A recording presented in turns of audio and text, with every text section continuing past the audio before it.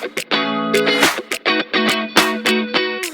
bien, bonjour à tous et merci de nous retrouver sur cette vidéo de décryptage du mois de mai 2026 qui sera dédiée à des indicateurs économiques qu'on appelle souvent des indicateurs avancés qui sont les PMI. Donc pour l'instant ça ne vous voit pas et à la fin de cette vidéo j'espère que vous serez des experts sur les PMI et on va voir comment nous on s'en sert dans la gestion d'actifs, dans la gestion de portefeuille. Vous le savez, notre métier c'est d'essayer de prévoir les résultats futurs des entreprises à 3 mois, 6 mois et parfois plus loin. Et pour cela, on a plusieurs sources d'informations. On a les publications bien sûr de sociétés, qui s'accompagnent souvent de discours du management, d'attentes chiffrées sur les résultats futurs et de discours de confiance ou de prudence des dirigeants. Et on a aussi bien sûr des données macroéconomiques. Donc les PMI, c'est l'acronyme pour Purchasing Manager Index, ou plus souvent parfois communément appelé indice des directeurs d'achat. Il s'agit d'un indice de diffusion et ça c'est important à voir, c'est une sorte de sondage. On interroge des chefs d'entreprise, un grand panel de chefs d'entreprise de tout secteur, secteur des services, secteur manufacturier, et on leur demande comment se porte l'activité, comment est le carnet de commandes, quels sont les délais de livraison, et en fait on leur demande surtout quelle est l'évolution ce mois-ci par rapport au mois dernier. Donc c'est vraiment un indicateur de dynamique aujourd'hui, de confiance sur l'état de l'activité aujourd'hui par rapport à ce qu'elle était il y a un mois. Et grosso modo, on le construit l'indice assez simplement. Si vous êtes plus positif que le mois dernier, c'est plus 1. Si vous êtes neutre, c'est plus 0,5. Et si vous êtes négatif, c'est 0. Et donc on a un indice sur 100 personnes contactées. On a un indice donc, qui peut osciller entre 0 et 100. Et on a un seuil très important qui est à 50. Au-dessus de 50, on est plutôt en expansion. L'activité s'améliore. Et en dessous de 50, on a plutôt une contraction. Alors il y a différents types de PMI, il y a les PMI manufacturiers, comme son nom l'indique, qui sont dédiés au secteur manufacturier, au secteur de l'industrie. Il y a plusieurs composantes dans ces PMI, les nouvelles commandes, les stocks, les délais de livraison, l'emploi, la production. Il y a aussi les PMI de services, donc plutôt liés à l'activité de service et à l'activité commerciale. Et puis ensuite il y a un indicateur PMI composite, qui est composé du service et du manufacturier, en fonction bien sûr du poids de chacun des secteurs dans l'économie. Donc bien sûr dans l'économie européenne, l'économie française par exemple, on a un poids beaucoup plus important sur les services que sur le manufacturier. Donc pour résumer, 3 indicateurs PMI très utilisés et très regardés. Le manufacturier pour avoir un état un peu du cycle économique dans lequel on est, sur la dynamique du cycle. Le service qui donne un état plutôt de la demande et de l'emploi et donc bien sûr de l'activité commerciale, de la zone observée. Et puis le composite qui est un bon indicateur économique, macroéconomique sur la zone globale. Donc les 3 se regardent et les 3 apportent des réponses et permettent de faire évoluer l'allocation dans un portefeuille. Alors c'est des indicateurs, les PMI qu'on apprécie beaucoup sur les marchés financiers et quand on fait de la gestion d'actifs puisqu'ils ont plusieurs avantages. Le premier c'est la rapidité, ils sortent très tôt en général dans le mois, ce qui permet d'avoir une vision assez rapide sur l'état de l'activité. Le deuxième c'est que ce sont des indicateurs qui sont très proches du terrain, comme je vous l'ai dit tout à l'heure, ce sont des sondages auprès de directeurs d'achat. Et donc on a un indicateur économique qui est vraiment proche de ce qui se passe réellement dans l'économie. Et 3, les sous-composantes notamment sur le manufacturier sont particulièrement intéressantes, notamment quand vous avez par exemple un manufacturier qui ralentit, un PMI manufacturier en ralentissement en dessous de 50, et en plus quand vous regardez la sous-composante nouvelle commande qui ralentit, et bien ça c'est par exemple le signe d'un cycle qui ralentit très fortement et ça c'est plutôt inquiétant d'un point de vue économique et on doit plutôt dans un portefeuille être prudent sur les valeurs et les secteurs les plus cycliques.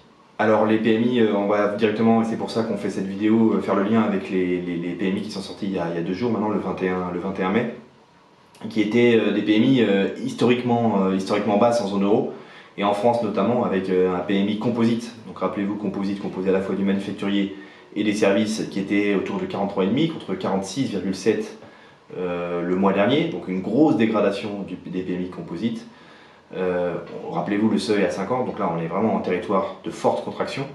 Et donc si on regarde les différents indicateurs, dans les PMI composites, on a le manufacturier qui se dégrade également un petit peu par rapport au mois dernier, autour de 47-48. Et surtout, En général, on avait quand même une résilience des services en zone euro depuis quelques mois, depuis quelques trimestres. Et là, on a vraiment un PMI service qui s'est très fortement dégradé à 42,5 en France. Les chiffres au niveau européen sont un tout petit peu meilleurs, mais globalement, on a une dégradation assez forte des services en zone euro. Et vous l'aurez compris, ça s'explique principalement par ce qui se passe au Moyen-Orient, la hausse des prix de l'énergie, et du coup qui a un impact direct sur la confiance des entreprises. Eh bien, une signature qui devait se faire aujourd'hui, eh bien, elle va se faire plus tardivement, les délais de paiement s'allongent, on hésite à faire des nouvelles commandes parce qu'on a moins de visibilité aujourd'hui. Et donc là, clairement, on le perçoit dans ces chiffres-là. On avait bien sûr une idée avant de la dégradation économique à cause des prix de l'énergie, mais là, concrètement, on l'a perçu et c'est confirmé par ces PMI composites très en dessous, historiquement bas. Donc des PMI qui se sont dégradés, donc une confirmation que la situation économique se dégrade à cause des prix de l'énergie, bien sûr. Alors toute la question est combien de temps les prix de l'énergie vont rester à ce niveau, est-ce qu'il va y avoir un accord au Moyen-Orient. Mais en tout cas, les indicateurs économiques qui sont parus il y a 2 jours sont assez clairs. Si la situation perdure en termes de prix de l'énergie, on aura vraiment un risque récession qui va se rapprocher de plus en plus en zone euro. Pour l'instant, rassurons-nous, on en est loin. On est loin du risque récession, mais clairement, on a même des études empiriques qui montrent qu'un indicateur avancé en dessous de 50 a un impact de X% sur le PIB, et qu'en général, en dessous de 50, à décalage de 3 mois à 6 mois, on a une dégradation, parfois même une croissance trimestre à trimestre négative du PIB. Vous voyez bien qu'il y a vraiment un lien entre les indicateurs avancés et la croissance, une corrélation entre les deux.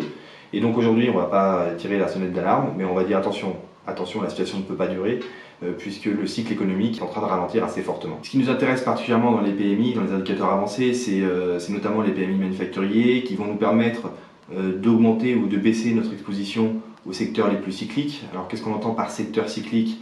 C'est des secteurs qui sont très liés à la croissance du PIB, au cycle économique. Donc quand il y a une récession, c'est des secteurs qui souffrent beaucoup. Et quand il y a une accélération économique, type 2021 ou type reprise, ou type accélération de la croissance économique, c'est des secteurs qui vont très bien. Donc bien sûr, dans ces secteurs-là, vous avez les matériaux, vous avez la chimie, vous avez les banques, la finance de manière générale, vous avez l'industrie. Et en fait, on montre qu'il y a une corrélation assez forte entre les indicateurs, la dynamique des PMI manufacturiers et l'exposition et la surperformance des cycliques par rapport aux secteurs plus défensifs. Et aujourd'hui, clairement, avec la dégradation des PMI manufacturiers, en plus de celle des PMI de services, on a une tendance quand même à être relativement prudent sur les marchés et relativement prudent sur les secteurs les plus cycliques. En ayant en tête bien sûr qu'une amélioration et qu'un accord au Moyen-Orient pourrait changer l'analyse et permettre aux indicateurs avancés de repartir assez rapidement. Si vous vous souvenez, si vous avez en tête les PMI, les indicateurs avancés pendant le Covid, on avait eu une baisse très forte. On était allé jusqu'à 30-35 sur les indicateurs avancés sur les PMI, donc une très forte contraction. Et dès la reprise, dès l'amélioration, même avant le vaccin, on avait eu un indicateur avancé qui était remonté à 55-60. Donc il peut y avoir des remontées très très fortes, mais aujourd'hui on est dans une dynamique plutôt de décélération, de ralentissement de cycle, qui doit nous inciter dans nos portefeuilles à la prudence sur les valeurs cycliques. On est dans un moment où on sait bien que c'est assez binaire. On avait fait une vidéo dans le passé où on vous avait expliqué pourquoi la situation était assez binaire. Elle l'est toujours, puisqu'on peut penser que s'il y a un accord, le baril rebaissera et la confiance reviendra, et donc on aura une très forte amélioration des indicateurs avancés. Pour conclure sur les PMI, c'est un indicateur imparfait mais très utile sur l'activité. C'est un indicateur, on l'a vu, les avantages assez réactifs, assez rapides, un indicateur de terrain qui permet d'avoir une vision assez rapide sur l'état du cycle économique. On peut bien sûr pas mécaniquement baser un choix d'allocation sur la dynamique ou sur le niveau de ces indicateurs, mais ils sont un excellent complément, un excellent outil pour nous aider dans nos allocations. Et aujourd'hui, clairement, le signal qu'on a sur les indicateurs avancés de mercredi dernier, c'est un indicateur de prudence sur les cycliques, prudence de manière générale sur le marché.